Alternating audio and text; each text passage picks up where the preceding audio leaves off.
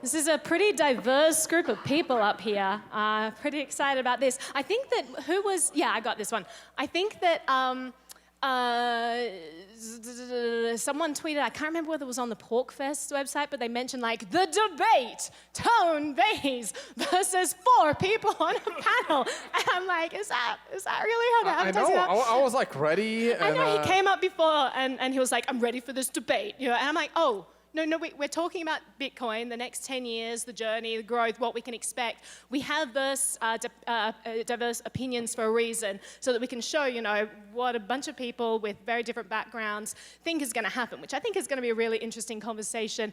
If there are pyrotechnics, I won't stop it, but I may try to, like, ease it. I don't want this to devolve into, like, a Twitter feud. I've seen a lot of that, but I think this is going to be a great discussion here.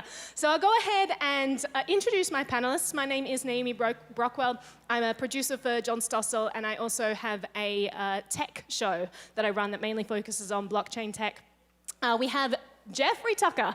He is from AIER, and actually we have a bunch of people representing AIER today, which I'm pretty excited about. Welcome. We have Tone Vays. He is a very well-known YouTuber, content creator, and analyst. Chris Pacia, he's the lead back-end developer of OpenBazaar and a Bitcoin Cash developer. Vin Armani, who's the CTO of Cointext, and Yury Polozov, who is a cybersecurity expert. Please give them a very warm welcome. And Jeffrey, did I say your title? It's Director of Content at AIE. Yes, that's right. Can we have a special round of applause for everybody with a bow tie here? Yeah, absolutely. Jeffrey's already drawn his alliances in this battle. So we're talking about Bitcoin the next 10 years. And in order to talk about the next 10 years, I thought we should backtrack and talk about the previous 10 years. So we just celebrated Bitcoin's 10th anniversary, which was pretty exciting. I hope you all had some cake to celebrate that. And so to start off with, I just wanted to talk to each of you and just say, you know, where we've come from and talk about the growth of the last 10 years. And did you expect that this was going to happen? So let's just start off by talking about what you think are the biggest changes that you've seen and whether or not these are changes that you've expected in the crypto ecosystem. Jeffrey, did you want to start? Yeah, sure. I'll just say that I never believed that magic internet money was possible, but it clearly is. I was a grave skeptic when the white paper was first sent to me. I got an email in September of 2010 from an MIT graduate student named Satoshi. But he was an MIT graduate student, and he's like, look at this white paper. I read it, I couldn't understand it, unlike Tone, who understands everything. And, but I didn't believe it, and it took me basically 2 years to come around and goes, oh my God, you know, the reason this stuff failed in the past is because it was centralized, there's always some problem. Bitcoin brought it all together. That changed my world, because I realized that money is a technology, it can be part of the market, it can evolve, it can change, and we're not going to be stuck with the nation-state money forever. And I tell you, like for me personally, because I didn't believe it was possible, I became the ultimate humble guy. After that, and I'm so humble. But I began to realize that I didn't know anything about money, and I became a student all over again. My own position on this now is we're 10 years in, we've just barely begun. We don't know if there's going to be a winner, what it is. I think the process is going to continue. I think the dollar's going to die, actually, within the next 5 years as a world reserve currency. Well, let's talk about our predictions in a second. Yeah. I want to look So anyway, backwards to let me start. just say that Bitcoin changed my life. I'll just leave it at that. Chris, what do you think is the your biggest change that you've seen in the last 10 years in the crypto ecosystem? I don't know if we have change in particular, but just it's amazing how much Bitcoin has sort of penetrated everything. I mean, just almost everyone has heard of Bitcoin. I mean, we're literally just talking about Facebook launching their own cryptocurrency, which is a direct result of Bitcoin bringing this concept mainstream. And I think that's pretty unbelievable. Bitcoin being worth $10,000 is kind of, I wouldn't have thought that would have happened. A little of mixed feelings about that too, because for it being $10,000, we don't have the usage that we'd like to see, at least in terms of it being used in trade and commerce and that sort of stuff. But yeah, I don't know, just the ubiquitousness that Bitcoin has become over that time is pretty amazing. Yury, what are your thoughts? So I'm not Satoshi, so I was not following it from the beginning, but when I learned about it 7 years ago... We can lay that to rest. He's not Satoshi. Tick him, cross him off your list there. It was amazing technology, and 6 years ago it was amazing to see, for example, here in Keene, New Hampshire, how people develop this use, real case use, like paying for rent, paying for services, opening businesses that accept Bitcoins. So maybe I was hoping it will grow faster and that businesses will be more stable. We saw like people were building Bitcoin vending machines here in New Hampshire, but that business left for Europe. Some businesses closed, so that's something I should have expected, but I have not. Maybe I thought that government would be more fighting harder, and we see governments pretty hard on Bitcoins in Russia, where I'm originally from, or in China. Here we saw quite a few problems, but not as much as we could have expected. Vin. So I think when we're talking about the last 10 years, it's kind of piggyback on Chris with this last week, Facebook coming out and basically jumping onto the bandwagon. 10 years is not a long time when we consider that the previous financial paradigm is 900 years old. And in 10 years, we're already at a point where the meme of, sort of displacing that old paradigm is in the minds of some of the most powerful people in the world. It's a very short period of time. And so, talking about the next 10 years of Bitcoin, we really should imagine that it's going to be something probably more significant than we expect. What about you, Tone? Yeah, so I don't really have any complaints. I'm very happy with where Bitcoin is today. I joined the ecosystem in early 2013. I've heard about it in 2011. It took me a little while to actually jump on board. But I think it evolved amazingly well over this 10 years. I'm very, very happy with it. But I was ready for the debate. I have my shitcoin shirt. I'm wearing it. I have to say what disappointed me over the last 5 years, and when I joined the ecosystem, it was 2013. And yeah, some altcoins were already around, like Litecoin, and I remember Namecoin and like Peercoin, and a lot of them are now disappeared, Aurora Coin. But what I am disappointed with is when I joined the ecosystem, everyone was on the same page. It was like all these other little altcoins, they're just there, on the side. But everyone was kind of unified to get rid of the fiat system. And now all I see is people wanting to print their own money and just get rich on their own. And it's fractured the community a lot because everyone wants their own money to succeed. And that's not what a protocol is. So I've been really disappointed with the community. And almost like, I would say 8 out of 10 people I looked up to when I joined the community and listened to them, I no longer want to hear anything they have to say. So just so that you know, who is not familiar with every gentleman on this stage? Okay. So it is a bit of a divided camp, and crypto in general is a pretty divided space, and it's sort of split between people who see value in other coins and people who only see value in Bitcoin. So we'll delve into that a little bit in this discussion as well. Actually, I have a follow-up question for you, Jeffrey. No, but go ahead with yours, and then we'll go ahead back. So you can summarize Tone's position as Bitcoin's the greatest thing ever and everything else sucks. So if you know that, you don't have to listen to a word he says. Jeffrey! Oh. No, I'm sorry. I mean, it's pointless. We love you, Tone. We love you. I love you. But I mean, it's tedious. We're living in a world of competition now. Sorry. But money is a technology. It's going to evolve. Things are going to change, and you can't dictate the outcome. Bitcoin in 2017 became basically unusable for regular transactions. Don't dispute me on that, because it's just true.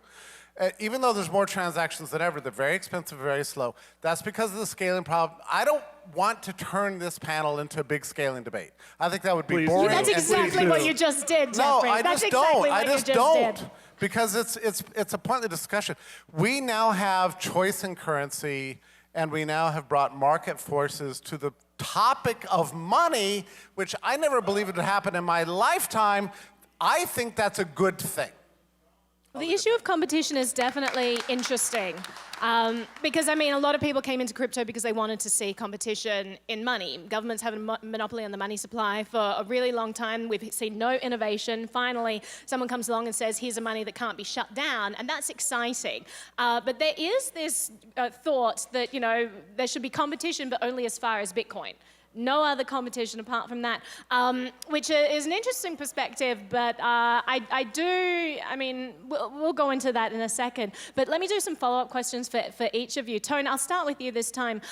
So looking at Bitcoin, and Chris, you sort of brought this up, and I don't know whether I'm also herding this into a scaling debate, which I don't want to do, but Chris sort of brought up how Bitcoin really isn't being used as much as people expected in terms of everyday transactions. Has that been your experience? Like, you know, looking at when you first got involved in this space, and it was starting to get picked up by merchants. You're seeing, you know, cafes accepted, ATMs, you know, start to be introduced, and then we sort of saw that go down. Did you expect that that was something that was going to happen, and do you foresee that, you know, merchant adoption is going to be something that we will see for Bitcoin? I really thought that merchant adoption was going to be something because I started a business in early 2014. It was a brick and mortar, and I was probably the second or third business in New Jersey to put up a sign that says, you know, we accept Bitcoin, and no one ever paid. And the lesson that you learn is that you can't just keep retraining your staff to accept Bitcoin, and it's just not cost effective. So I learned my lesson as a business owner that people aren't really going to be spending it because not a lot of people have it. And it's a you know, it's an up and down thing. Like when Bitcoin starts to go up in price, people want to spend it, people want to get businesses to accept it. But then, you know, Bitcoin starts to drop and not enough people accept it. And like business owners, it's hard to keep retraining your staff. I mean, it'll eventually come, but most likely the business will not know they're even accepting Bitcoin. They'll just have it on their point of sale machine. And that's where it's probably headed. My problem with that system is that unless the business itself understands Bitcoin, they shouldn't be accepting it. I will never ever pay with my Bitcoin to a business that doesn't hold the Bitcoin. Like I think, oh, why would I want to sell the Bitcoin on the open market? Why do I want to drop the price of my Bitcoin? So it'll eventually come when people realize that the reason to accept Bitcoin is to try to hold the Bitcoin or pay your employees in Bitcoin or try to pay your suppliers in Bitcoin. If a business like Expedia is going to accept Bitcoin only to immediately sell it for their local fiat, I don't want them. I don't want them accepting Bitcoin. They're not helping the ecosystem at all. They're only hurting it. But do you think that there could be help in there because, you know, it's exposing more people to it? Having like a big label on Overstock that says we accept Bitcoin, it helps people know about it. No, they're only helping early Bitcoin adopters to liquidate their Bitcoin in an easier way. I don't see them helping the ecosystem. The only way to help the ecosystem of Bitcoin is to create a circle so that the Bitcoin actually goes around from person to person, not just gets sold on the open market and the business doesn't even know. Doesn't that get it to person to person if it's because someone's buying that? No, it just goes to an exchange. Someone's buying it for speculative purposes as a trader, but not for commerce. And I mean, I'm a trader. I worked on Wall Street. People like me were demonized. And I'll be the first to admit, I'm sorry, trading is not a use case. It's a way to make money. It's a way to make a living. It's a way to speculate. It's a way to have fun. It's a casino. A casino is not really benefiting society all that much. Trading is not really benefiting society all that much. It is necessary to create a market. It is necessary to create a price for an asset. But if you really want Bitcoin to succeed, you need an economic circle where the merchant accepting the Bitcoin actually cares about it. Chris, you had something you wanted to add to that? Yeah, I'm actually happy Tone made that last point. I don't know I've ever heard Tone say that, and that's a point that I think you should take back to the rest of your community too, because I hear a lot of people in your community that just seem to have the opinion that it can just be a speculative trading asset and nothing else. So I mean, just preaching that message, I think, would do a lot of good. But I mean, to the other point of like, you know, what if the merchant sells it and cashes out? I think my view, and I think the view that a lot of people had very early on, is we need to build a bridge to get from nobody using Bitcoin to everyone using Bitcoin for everything. And that bridge potentially is people buy some Bitcoin for dollars, spend it at a merchant, and then cash it out, and then the merchant cashes it out to fiat. That's obviously not ideal. But if you get enough people taking Bitcoin at that point, eventually you can just say, well, why do I have to cash it out for dollars when my supplier also takes Bitcoin and I can just pay my supplier with it? So to Tone's point, I just kind of view that as sort of a bridge to get where we want to go. And without that bridge, I'm not really sure how we get there. Sorry, Yeah, just Jeff and real quickly, what Tone said is empirically correct. It's been the strangest thing. That as the price has gone up, we've seen more people use Bitcoin over the last 10 years, right? I mean, like PayPal reports this, that the higher the price goes, the more willingness people have. Do we have any economists in the room? Oh, huh. Oh, okay. Oh, okay. Oh, look at that gentleman from AIER. Sorry, Jeffrey, keep going. So this is the opposite of what you would expect, right? Under deflation, people tend to hold their currency more. Under inflation, they tend to spend. In the Bitcoin ecosphere, we've seen exactly the opposite. So I've been waiting now for a very long time to see this flip in the other direction. And I think in the past, it's been because, you know, the original gangsters were so astonished to see Bitcoin, you know, become $350, $1,000, $5,000, they're like, this is like free money, I might as well spend it, right? But now we're starting to see a change, and people are starting to expect the old-fashioned, you know, to the moon mentality is coming back now, and people are going to start holding Bitcoin more and more as we go forward. So we could actually see use and adoption actually. In other words, Gresham's law is going to start to kick in. So we could start seeing less adoption in the future than even now, precisely because Bitcoin is becoming more valuable relative to goods and services, and people are expecting it's going to get ever more valuable. It's just basic economics. No, I think people are going to be spending Bitcoin. Like, I'm dying to spend my Bitcoin right now. I think it's gone up too far, too fast, and I'm very happy to spend it right now. I'm trying to upgrade all my tech equipment right now. I mean, You see how it's connected to the psychology. Your expectations determine your liquidity preferences, basically. I also wonder how much like government intervention stops people from wanting to spend money, because if every purchase is a capital gains tax, so do you really want to spend it when it's up there? Like, it's so much more hassle than people realized at the outset. And I don't think, I mean, I'm sure everyone expected over the last 10 years government would slowly get more and more involved, but I think it was in ways that we probably didn't quite foresee. You know, the capital gains expenditure, I think, is a big reason why a lot of people don't spend it. But Vin, you were going to add something. Yeah, it's crazy to me when I hear the demonization of exchanges, which seems to come from a lot of camps, while at the same time saying that they want to see businesses taking Bitcoin and paying their employees out in Bitcoin. You're not going to be able to pay your employees out in Bitcoin if those employees can't very quickly convert it into fiat for the things that they need to use on a daily basis. So I take my full income in Bitcoin. If I was not able to easily convert that into fiat to pay for the things, to pay for my water bill, you know what I mean? To pay the mortgage. If that was not available, these exchanges have been for all the demonization that people want to do, and yes, that does mean that you're going to have speculation that takes place.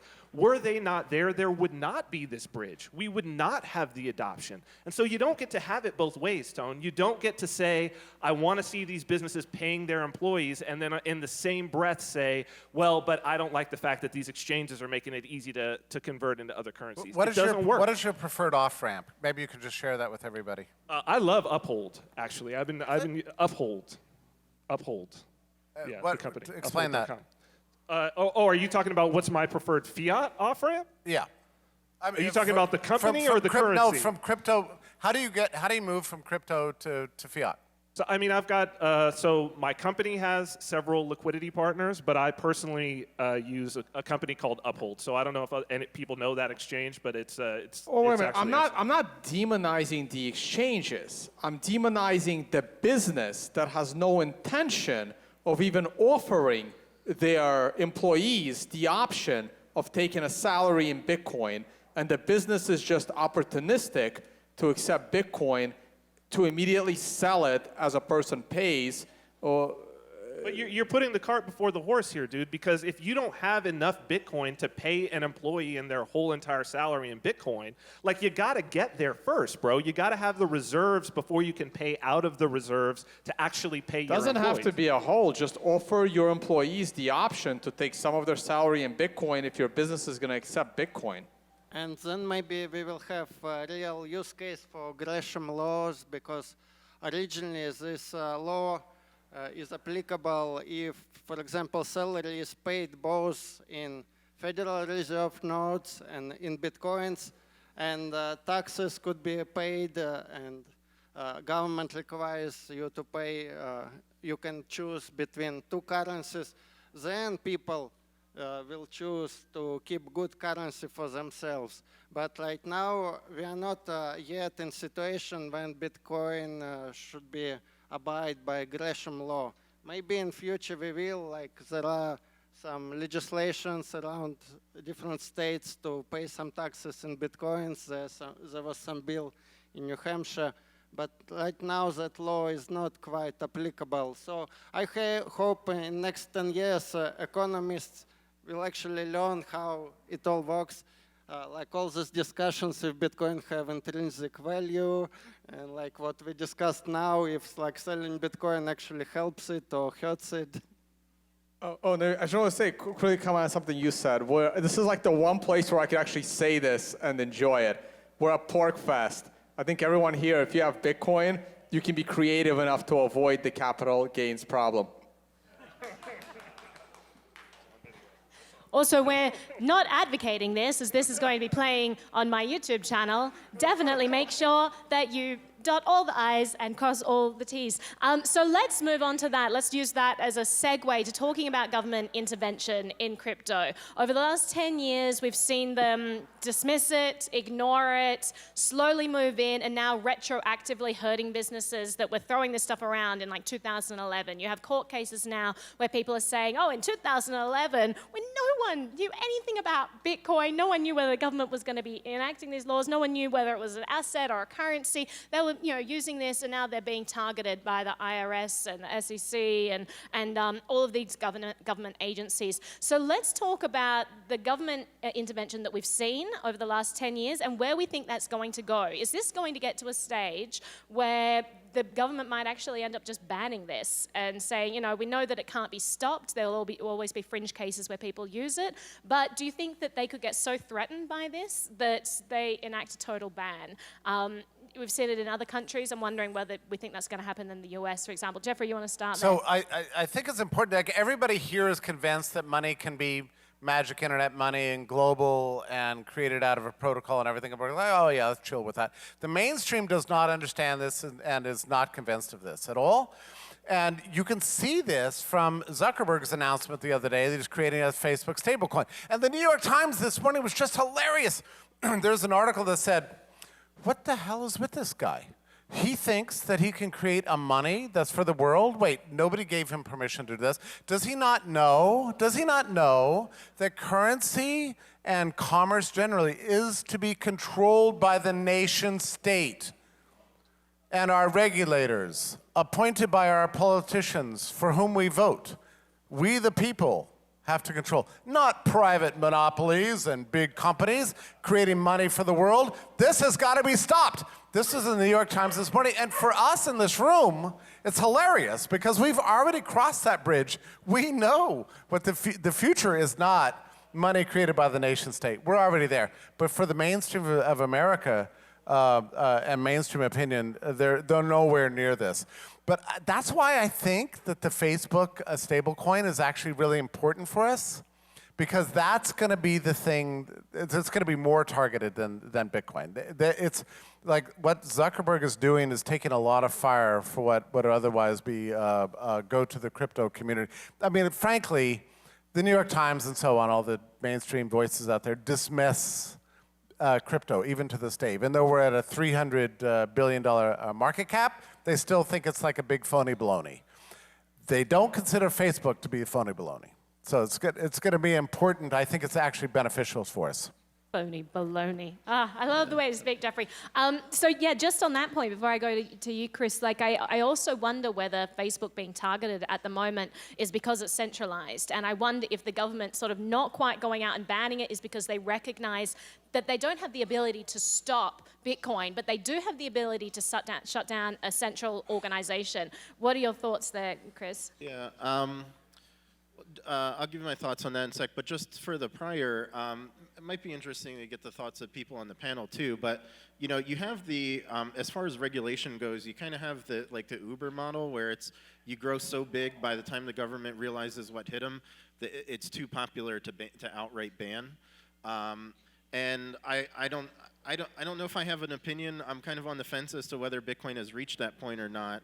But that might be interesting to get other people's thoughts on whether or not that's too big to ban or not. And then I do have an answer to your question too. But I don't know. So yeah, I think that's the biggest part of this, and maybe I think it's the most important thing that hopefully we could take away from this is perhaps an idea that we need to grow quickly, a lot faster than we are, whatever that takes, because we're talking about money.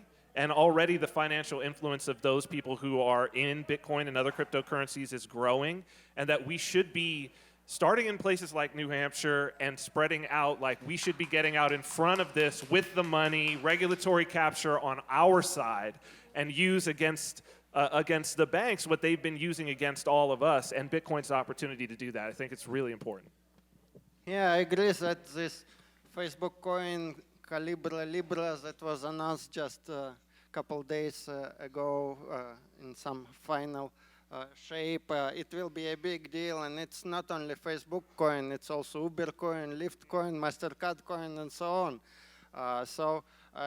Returning to previous questions, I think that government regulations are probably one of the biggest risks for your cryptocurrency investments.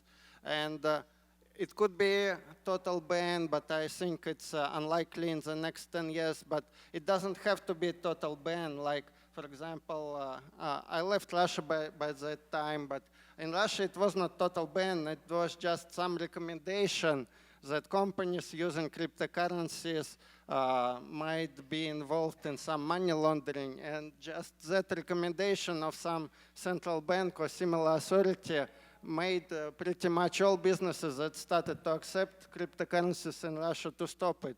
So some partial ban, it's probably will be happening, and it's a big risk to keep in mind. I am expecting a total ban. I always did. From the first moment I bought my first piece of a Bitcoin in 2013, I did it in cash.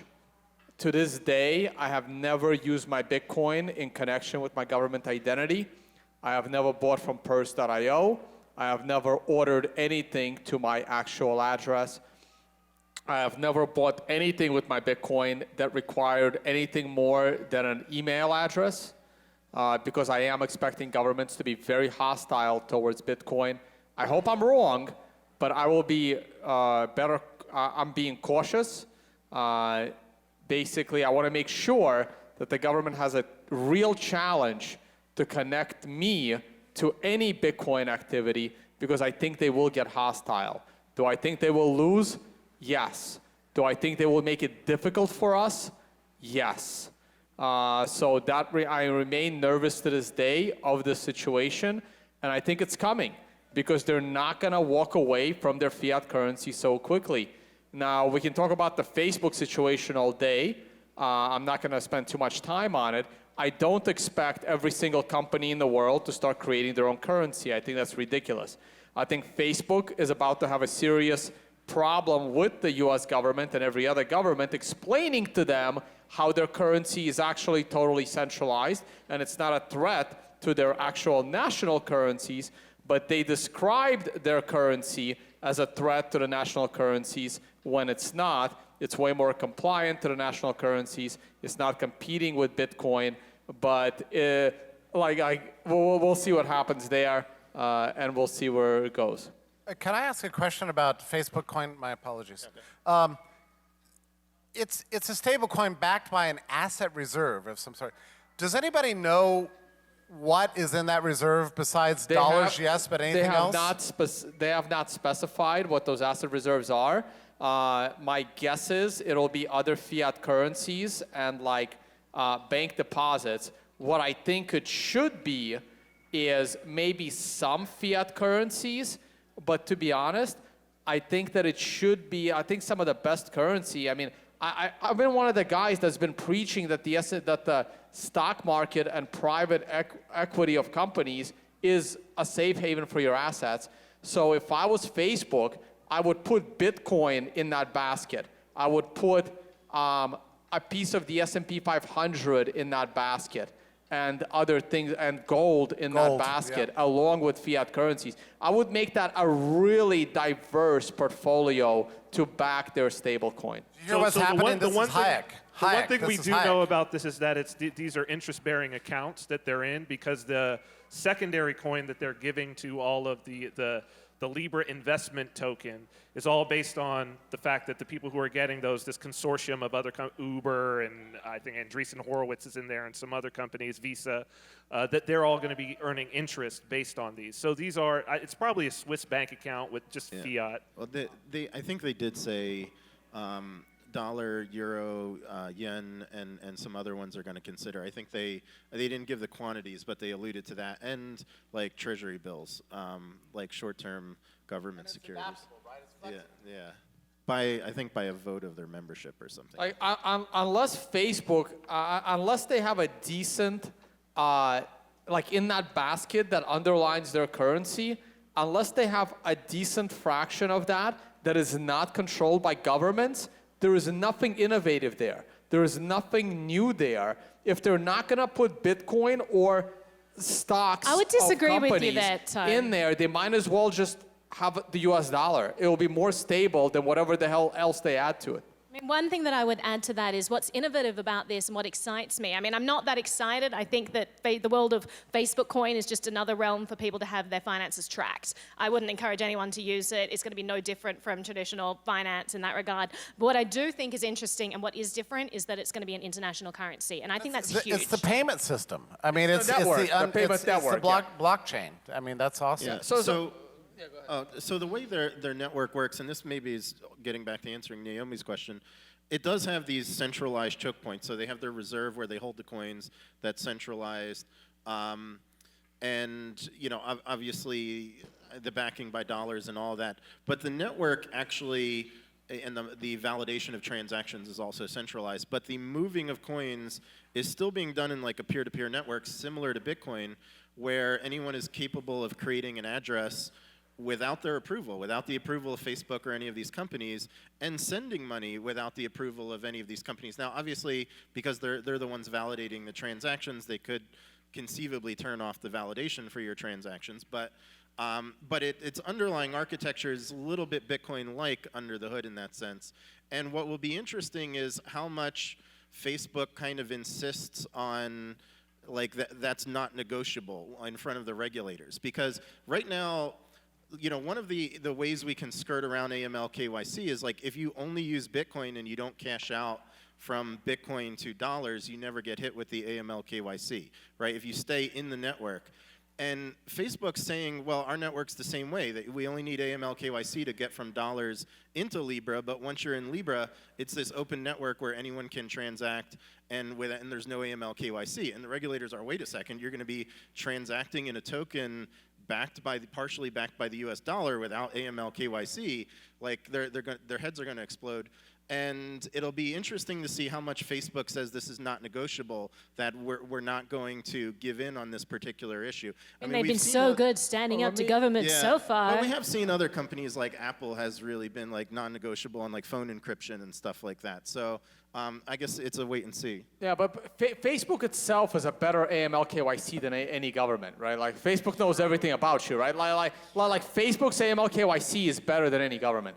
I just want to just quickly. So Facebook's coin, so they have 3 things that they can innovate on, and they're only going to use one of them, right? So Bitcoin is censorship resistant, unconfiscatable, decentralized.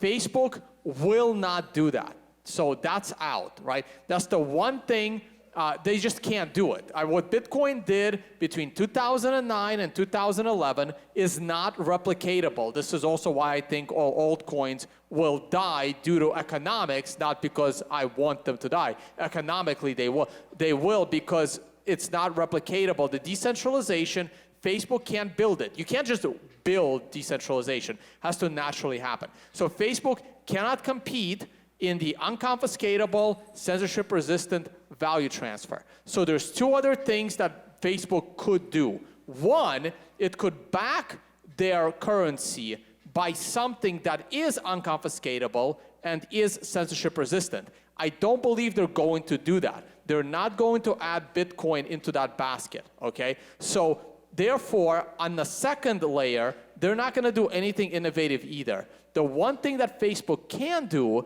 is help the developing world because they are the connector.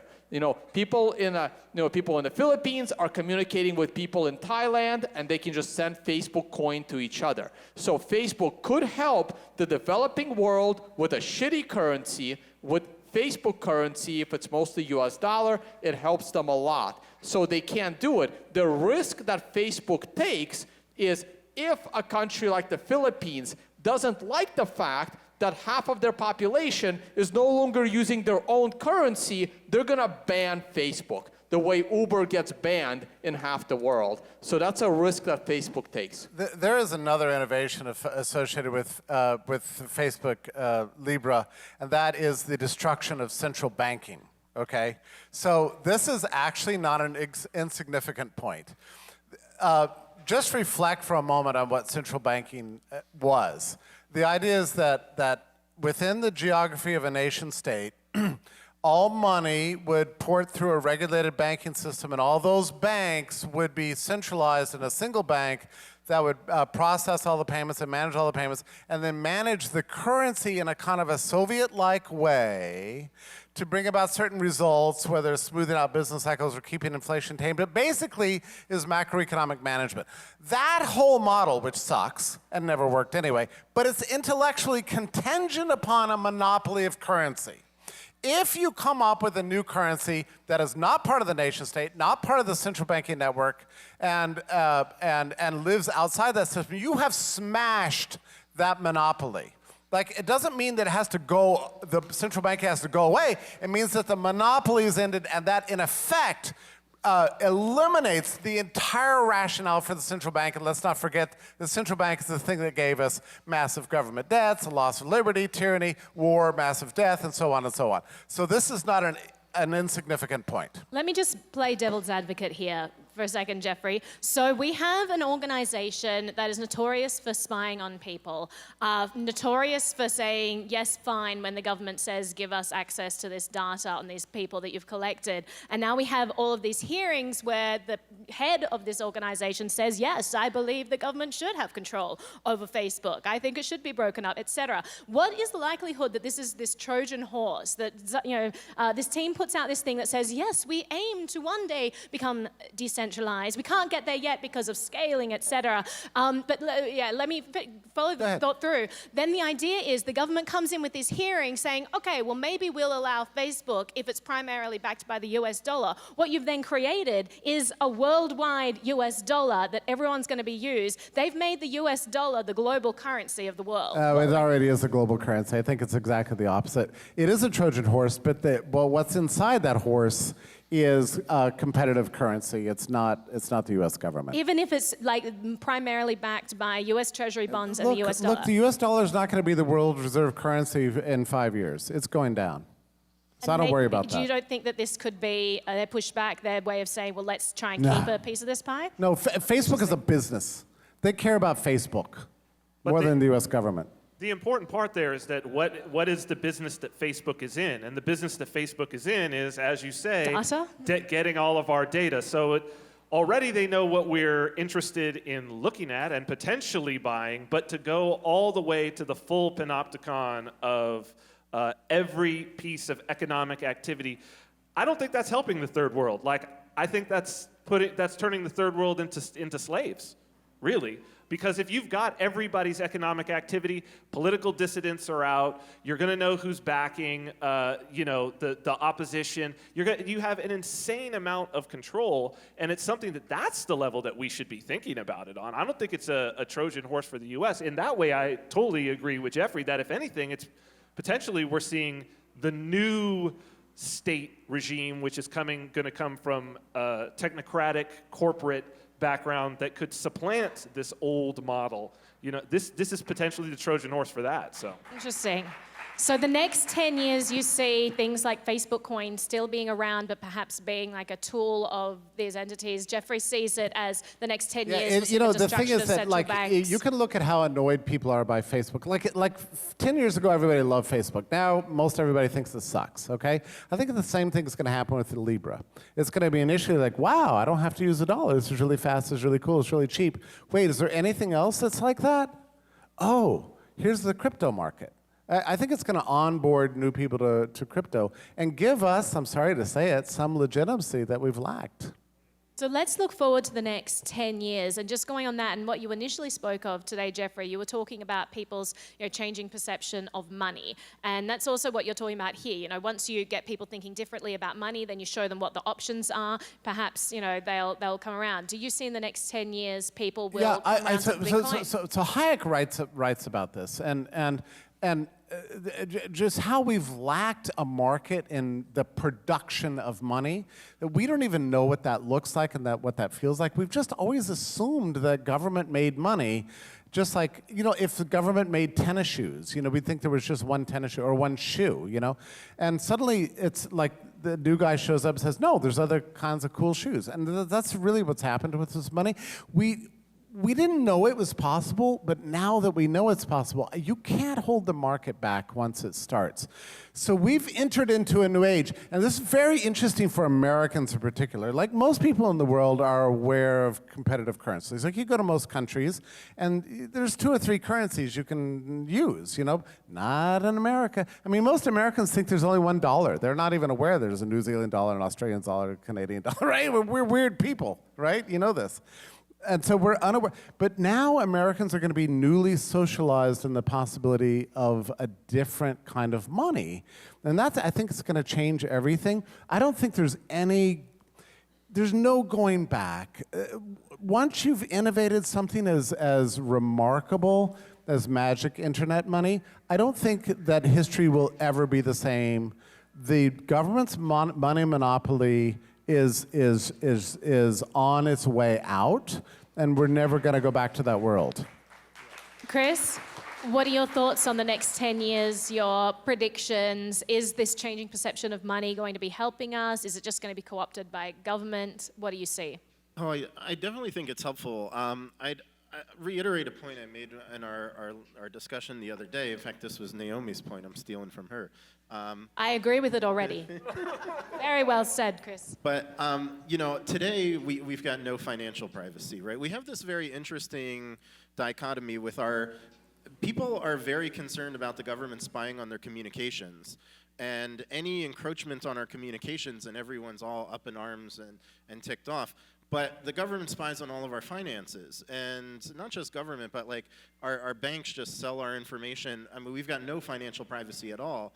and everybody just kind of accepts this as this is just how the system works, and we don't equate financial privacy to our privacy with our communications. Like, we treat them differently for some reason. And if we have something like Facebook's coin becoming more ubiquitous, people are going to start saying, well, hey, I already know Facebook spies on all my communications and everything. Then now they're going to be spying on my finances. And it's like an in for us to say, well, wait a second, that's been happening all along. And so we can hopefully turn more people on to this idea that financial privacy is just as important and just as much something we need to fight for as our communication privacy is. I definitely hope that that's So what use comes out Bitcoin. of this. Yeah, no, I think like privacy coins, Bitcoin, things that you don't necessarily have to attach to your name. I think that that's going to be helpful in changing people's perception of what money can be and how financial privacy is important. Yury. I know that blockchain is here to stay, and cryptocurrencies will exist in 10 years, but in terms which one, we can say only with certain amount of certainty which coin. You can buy here some beautiful gold coins, but is there a chance that there will be technology which will in 10 years make them worthless? I would say 10%, maybe something will be invented that gold will be not worth anything. Like Federal Reserve notes, every libertarian knows it can go away, so there's a certain chance. With Bitcoin, I'm agreeing with Tony Vays that probably there's a highest chance to stay on the top, but there's also competition, so I will give it, I don't know, 25% that it will be still a top one and its price will multiply. So it's risky investment. We don't know for sure, but I think Bitcoin will adopt more privacy. I think eventually once or twice block size will be doubled, and we will see more maturity, like as I said, in a way economists understand cryptocurrencies, in a way programists do it more secure, and in many other ways. Vin? So 10 years is, again, it's a short period of time. Really for me, this is something that I've decided it interests me more than anything I've ever worked in or any field that I think about Bitcoin all the time, and I never want to stop. And there's so much to know. Chris knows what I'm talking about, and Tone knows what I'm talking about. He just thinks about it in a very different way than I happen to think about it. But 10 years from now, 20 years from now, 30 years from now, generations from now, the vision of Satoshi Nakamoto is still going to be present in finance, and it's already present in a lot more chains than Bitcoin BTC, even a lot that don't have the name of Bitcoin. And it's even, the vision itself is even, we're seeing present in things that we really wouldn't think were there, like Facebook coin. So it's not really about, at least for me, 10 years. 10 years from now, I think that obviously there's going to be incredible advances. But as fast as crypto moves, human beings, it still takes 9 months to create a human being, and it still is 20 years for a generation. And I think that it's very likely that it's going to be 2 or 3 or more generations. We're going to have some kids who are raised from birth playing around and knowing that Bitcoin exists, I think, before this thing is really going to happen. And so 10 years, it's going to be, I think, great and a lot more advances, but I think really we're looking at a much longer timescale for this thing. Tone, what are your thoughts? You've already said that you think that the government is going to be banning Bitcoin. Do you see Bitcoin still being around in 10 years? Do you think that that is going to be the dominant currency?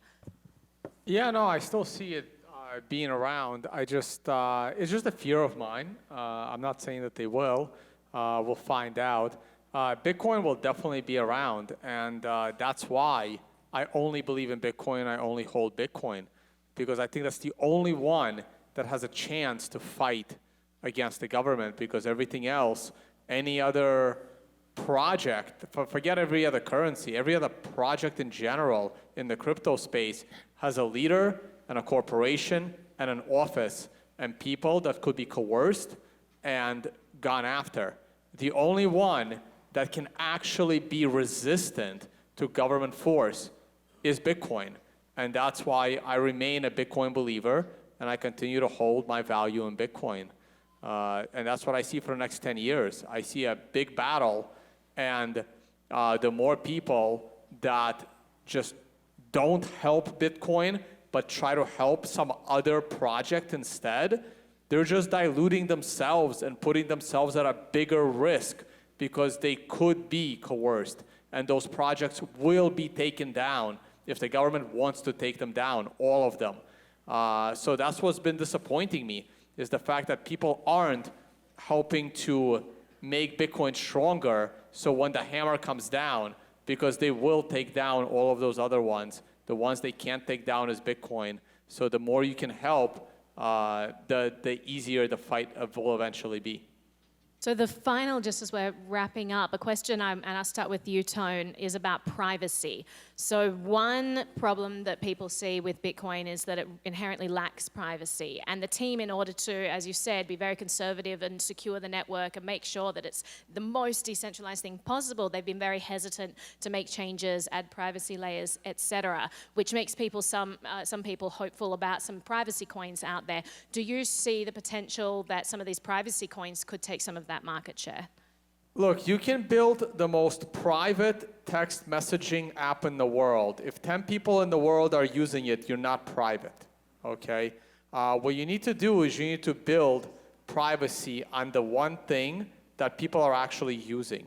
So all those people that are, building something private that only a dozen people in the world will use, you're not helping anyone, okay? You go and you help put privacy on Bitcoin. The reason why privacy is not a giant priority in Bitcoin, but it will be, is because the average person has not yet been at risk. The government has not yet gone after any normal citizens for using Bitcoin. Yes, they have gone after some people that have done bad stuff with Bitcoin, and in a way, it's a Trojan horse from the Bitcoin community to the government. Oh, see, Bitcoin is not private. Go ahead, you can catch the criminals. While under the hood, real privacy is being built. People think that the best privacy they can have is taking their Bitcoin, converting them to Monero, holding them in Monero for a few days, putting them back into Bitcoin. That's great. You're taking on a bunch of volatility and currency risk. Bitcoin has a side chain. It's called Liquid. You can convert Bitcoin into liquid Bitcoin, which still has the value of a Bitcoin, leave them there for a few days, put them back into Bitcoin. The privacy is just as good. You have Wasabi Wallet, you have wallets, you have CoinJoin, Bulletproofs is going to be added, Schnorr is going to be added, just a couple of more soft forks, and Bitcoin will be maybe 98, 99% as private as the best privacy currency out there that thinks they're a competitor to Bitcoin. But if less than 1% of the people are using your privacy coin, you're not private at all. The government knows you're using it. They don't need an excuse.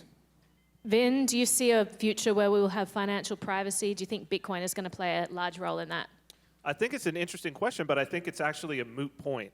That if there's a critical mass of people who are using Bitcoin, that actually the most important part for libertarians is the fact that it's unconfiscatable, or relatively unconfiscatable, especially as compared to the collusion between the banks and the government as it stands right now. If you've got money in a bank account, all it takes is a letter from the IRS, and they're going to seize your bank account.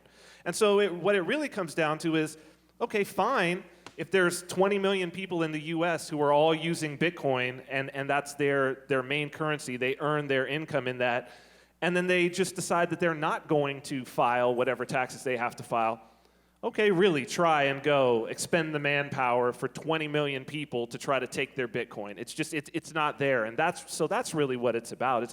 I think the privacy coins I think it's not what we should be pushing for. What we should be pushing for is to make it so that the privacy is really a moot point, and that's just a critical mass of people. Yury. Yeah, I agree. As I said, I agree that privacy will be added, and one of the value of Bitcoin that it's developed slowly, so that's good that we have this topic for 10 years, so it won't happen this month or next month, but eventually I think all leads in this direction.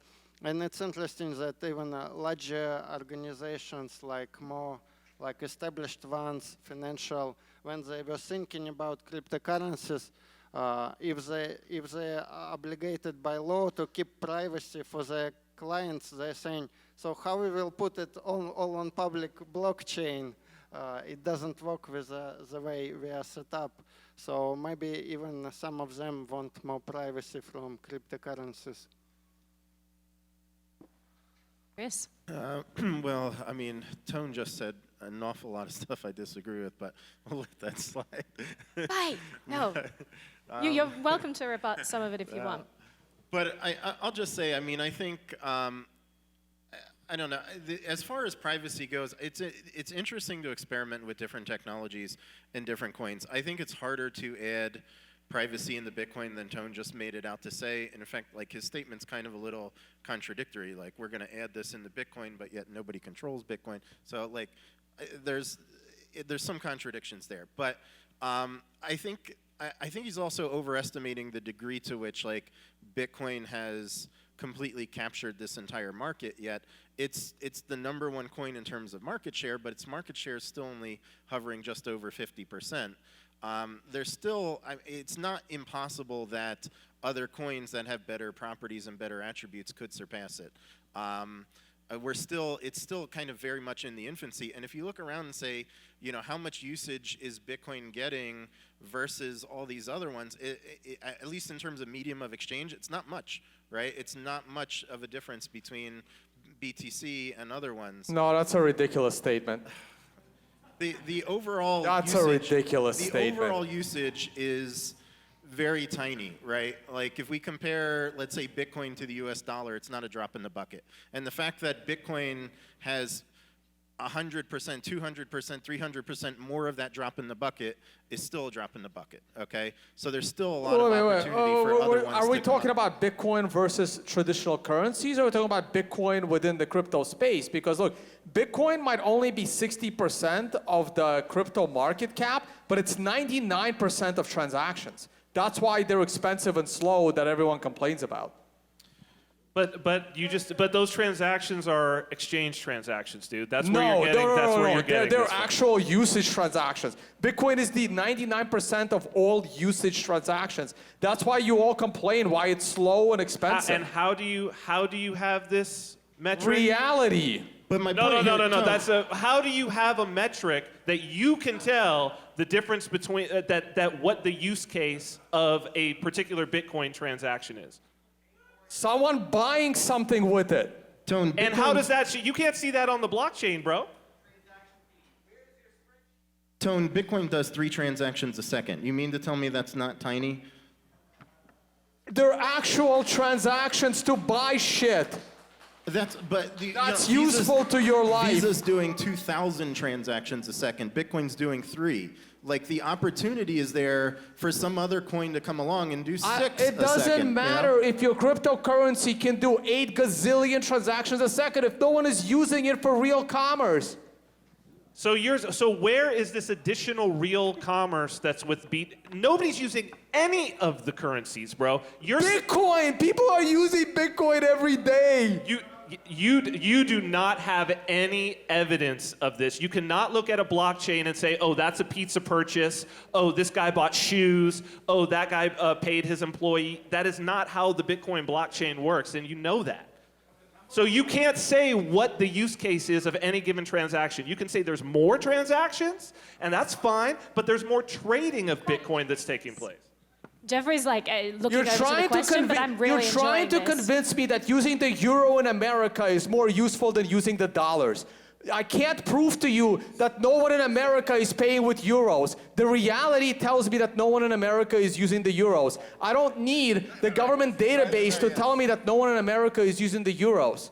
I live and breathe the space for 6 years. I know what cryptocurrencies people use for shit. And I've been in the space for longer than you. So I don't understand so what are you saying? All right, so it seems that there's some disagreement here about usage. Maybe we can do We've got some... like 5 minutes left, don't we? Oh, actually, Well, we're out I was of time. I was gonna but- say something. It's up to you guys. You guys can continue the Patrick, discussion. please, Yes. give us your question. Yeah, no, I was gonna say you guys can continue. It's up to the panelists. As long as you, we're good until at least 6:30, maybe even longer. So you guys, if you want to continue, it's up to you guys. Night long. Yeah. Scaling debate, scaling debate. I didn't really have a big question to ask, but I'll just throw this out there, if with your permission, Naomi. Grounded. Because as libertarians, we all believe in competition, and we want to see the best product win, and we're all for more businesses competing. But is there a difference with competition in terms of a business or a product or a service versus competition in terms of money? If we have a new and better service coming out every year, that actually improves the economy, improves everyone's lives. If we have a quote new or quote better money coming out every other week or every other year, isn't that disastrous, and doesn't that actually cause destruction and doesn't improve the economy? That was the question I had. Good question. I would say absolutely not. And let me just, and you know what's interesting about your question? There's a kind of a deep theoretical presumption behind what you said, which is that money is a different kind of good from every other good, right? And a lot of people believe this, and I think it might be true in a pure mechanical model sense. Like in a general equilibrium framework. Money is definitely a different kind of good than every other kind of good. But here's the thing. I'm not sure we know yet what money is. And that may sound like a strange thing to say, but the truth is for 100 years, we thought money was a particular thing. We knew it was made by government, it was passed from hand to hand, ran through central banks, and it was the means of payment, and that's it. What we didn't know is that it could also be a peer-to-peer means of payment living on a distributed network and so on. So we've added a whole nother layer to our understanding of our conception of the potential for what money can be, and I don't believe we're finished with that yet. And so you go back and read Carl Menger, what you find is that he had a conception of money as an entrepreneurial process. We're always discovering what it is or what it might be, and there's always some body out there promoting a new kind of money. Like, my money is better than your money, you should try my money. And so I think we've restarted this process in the 21st century with Bitcoin, and I think we're not anywhere near done with it yet. So that's why, so that's a long way of answering the question, is competition of monies destructive and not productive? I think it's productive. Why? Because we're not finished discovering what money is just yet. In fact, we've just barely started this process, again, for the first time in 100 years, maybe in 6,000 years. I don't know. But we're bringing technology and the market process to the discovery of what money is. And I don't think anybody should be so presumptuous as to believe that we now know what money is. I don't think we know just yet. And if I may agree and expand, yes, competition is similar and competition is good, and we might even see different Bitcoins. Like, there is a difference between Bitcoin and Bitcoin in your exchange account, and there will be Bitcoin on your Fidelity account, and maybe we will see bank accounts for Bitcoins. And some people were saying me, oh, Bitcoin cannot be inflated. But if you have fractional reserve Bitcoin account in your bank, then supply of Bitcoins may be, to a certain extent, be inflated. That's right. I don't see any Dash T-shirts. I don't see any Dash banners. I don't see any Dash trucks. Is Dash being represented at Porcfest this year? I think, yeah, I saw Joel hanging around before. We've got someone there as well. I don't, it's gonna disappear, right? I mean, again, all of these, I mean, look, you may think it's competition, but it's a couple of guys getting rich and paying other people to promote them to get more rich, okay? They're all, I'm sorry, like I know you guys, I know a lot of people think that I hold my money in Bitcoin, I want Bitcoin to win. I'm just trying to explain to people that the reason why no altcoin can supplant Bitcoin, because all of the other altcoins are companies. There is actual investors, there is creators, there is people at the front of the line that are printing money for themselves. And I don't want that to be the global money. It's just wrong.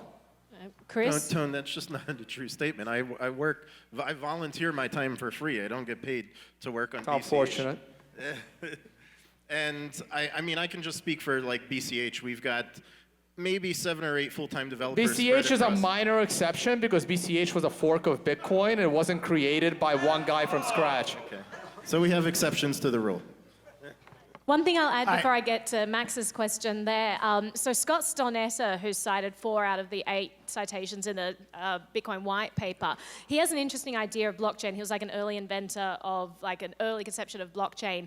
And he talks about how, like very similar to what Jeffrey was just saying, how in the past technology has really held back our understanding of money. You know, you can't, like we thought of competing currencies as this thing where only one would win out because you can't carry around a physical bag of gold and silver and copper and sand and seashells, and you just can't. So the best one is going to win out. But when you're dealing with a technology where it's not physical and you could have like a wallet that's filled with all of these different things, I'm not sure I see a necessity for us to just head towards one money if they're all like very liquid, you can exchange them easily, and there's no physical limitation to you holding multiple. Well, you know, and it's not even just technological, it might be cultural. You know, like some people might rally around a coin that's like pro-weed, or some people might like Dogecoin. I know, don't laugh, Tone. Oh, you can laugh. It's so fun. But we don't know what money can be. We don't actually know why people might carry this money as versus that money. I like the idea that there will be as many monies as there is demand for different kinds of monies, and they may be technologically identical, but might have different brandings. I'm just saying we don't know. That's all. Max. So the position coming from the gentleman on the left to me sounds like I would best describe it as Bitcoin protectionism. All right? So no, hold on. I call it realism. So we need this one coin to do something that we want it to do, so we need top-down planning and we need yelling about holding and buying and selling, okay, until it is strong enough that it can compete with fiat currency. Now, that to me is not necessarily a wrong argument, but did I summarize your argument wrong at all? Well, there's no top-down planning. It's a decentralized open source code. But there's collusion and there's yelling very loud on social media. What are you proposing? What's a better solution? Go for it. Letting competition bring the best money to the market to ultimately defeat fiat currency. But I don't own any Bitcoin, so don't listen to me. Although I actually agree with you, Max, part of market competition is also advertising, PR, going on social media and promoting things. Well, how am I supposed to take someone who's saying you have to help Bitcoin not with a grain of salt when they start talking about Bitcoin versus any other currency? What altcoins have you held over the years? I've held none of them. I've never held a cryptocurrency in my life. Thank you. We changed that at Porcfest. Can we send him his first crypto? If I may add, like, I can have ideas that competition is good, but if I don't believe in IOTA, I can say to my friends, don't buy into it. I think it will be dead in 1-2 years. So there's nothing bad in believing in competition, but also saying that some of those projects are shitcoins. Yeah. Question? I love you, Tone. Come on, Ernie. Tone's a good friend, and we've known each other a long time. Been on the show. He comes to my home, and frustrating as hell. So we have this conversation a lot. What I see in the space as a libertarian activist and an advocate for freedom, when Bitcoin came and it promised anonymity and speed and cheap, all the things that they promised, and then, well, it's pseudo-anonymous. So I had to look that up, and it meant not. You know, so I was looking for, with our pirate stuff that we're doing, the second letter of Captain Market describes the features of a cryptocurrency that promotes freedom. It's a standard. And Bitcoin, it's wide adoption. They're looking for it to be like a line on the IRS form. I made this much, wide adoption. We got Uncle Sam permission. Then we're talking about, well, Facebook, they're going to have a currency. Of course they are. Everybody's going to do something. But to make the idea that it's a private company and that it's going to be, it has its own interest, they're government. They're the same thing. They've been mapping out our social network and all these things forever. And the same with cryptocurrencies. They don't care what you say or how secret you are. They just want to know who you do it with. So now at a small percentage, they've mapped out all our networks. And then when you say, well, it's a private company and government prints it. And Jeffrey, I mean, come on. It's the Federal Reserve. These are private companies. Facebook will be the same way. They'll get the same sanction, Ernie, the same but that's approval, the same. Let me finish. So the point is, get to your question. I need competition, and I thought it's the next 10 years of Bitcoin. So I'm looking for 10 years from now, is freedom going to get a voice? That's why the libertarian movement and voluntarist philosophy has never gone away. It never will. 10 years from now, we'll be screaming So for the is your future question that in we 10 were years' promised. time, will Ernie, Bitcoin get a voice? Will Ernie, freedom I'm get with a you. voice? Is that right? My view is this. Bitcoin is decentralized, and people can help make it stronger. Everything else in the crypto space is centralized, and the government can take them out or get them to be a Trojan horse for the space, because everything else other than Bitcoin is centralized. It has an office, it has a CEO, it has a structure, and that's why I don't like it. Now, our internet kind of sucks. It doesn't have enough privacy for us. You know, to me, if you're building a privacy altcoin, it's like building a private internet on the side that no one is going to use, instead of using your skill set to build privacy on top of the internet that everyone is using.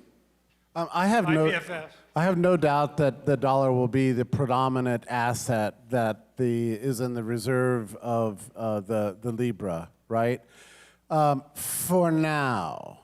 But I don't know what happens in 5 years when the dollar loses its status as a world reserve currency, which I think is definitely going to happen if Trump keeps up his trade wars, because you can't both be a world reserve currency and then abandon the world trade. I mean, those are incompatible goals, and you're already seeing other trade blocs coalescing around continuing the beautiful progress of globalization of trade that we've seen over the last 20 years. Trump is bailing the U.S. out of that. I think that endangers the dollar. If it comes right down to it, Facebook Libra will be a liquid coin through some means. And if they have the ability to put in their reserve assets something other than the dollar, I think they certainly will. So I don't believe that Zuckerberg is a loyal patriot, and saying that, I'm complimenting him. So let's have these last three questions, and we'll just do quick answers, and then we'll have to end it there. Questions? Tone. So I have more of a comment. Danny Panzella. Why are you so angry, dude? It's gonna be okay. It's all gonna be passion. okay. It's passion. It's The not technology anger. is there. If it's called BTC or BCH or DASH, who Because gives I a think- shit? because I care it's about there and people. it's evolving. Because I just let it flow. Because brother. I care You're gonna about be okay. I care I'm about afraid for people your health. not Let him answer. I care about people not losing their life savings in BitConnect, and I think that altcoins are no different than BitConnect. I'm sorry for caring about people's life savings. Okay. Just try and center your chi, man, so that you just don't, you get so, it's, Well, I mean, in it's Toltec money. wisdom, that's called a level 5 I'm attachment. the one that's gonna pay taxes for those people when they start to sue the creators of those altcoins. I think that was more of a troll than a question. But I think, I mean, this is very personal to a lot of people. This is about freedom. This is about their future. And they believe that money, private money, and uncensorable money is the best way to get there. So I understand why there's huge amounts of passion. And I think this panel has done incredibly well at, having civil discussion about this, considering the very diverse opinions here. Let's get to our final question here. I actually have a question. Oh, two questions. All right. So it's a short question. I'd like to hear from the whole panel, if I could, real short answers, starting with Tone and going down. When was the last time you spent a cryptocurrency on a purchase of something? And which crypto was it, and what did you purchase? About an hour ago, I bought bulletproof coffee for $5, and I paid I think a 20 or a 25-cent fee. I should check if it already cleared, but it'll definitely clear by tomorrow. I'm pretty much buying things. I haven't bought anything here yet, but it's always BCH. Yesterday I bought something on Purse. It's always Bitcoin Cash for me. I will also add that unless you think I'm going to spend $18 million to get my $5 back, they'll get the $5. In order for, I spent $5. I paid a 20 or a 25 cent fee.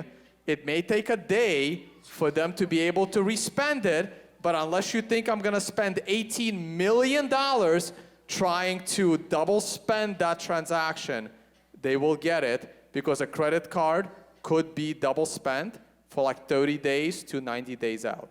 Now, did they know for sure that you didn't put the replace by fee flag on there? Because that might not be the case with BTC. All right, but wait, he wants his answers as well. I will skip it. It's private question. Private question. BCH buying some food down here. Yeah, BCH 2 weeks ago buying some service. It was a book cover creation, and the creator only wanted BCH. That's it. In fact, I don't use anything but BCH in practice. That's not as a matter of principle, but that's what I use. Because it's fast and it's cheap and it's wonderful. That's all. Final question. Actually, we could probably fit in two, but we'll make them quick. Hi, this is more of a comment than a question, and thank you guys for having your panel. It was very interesting.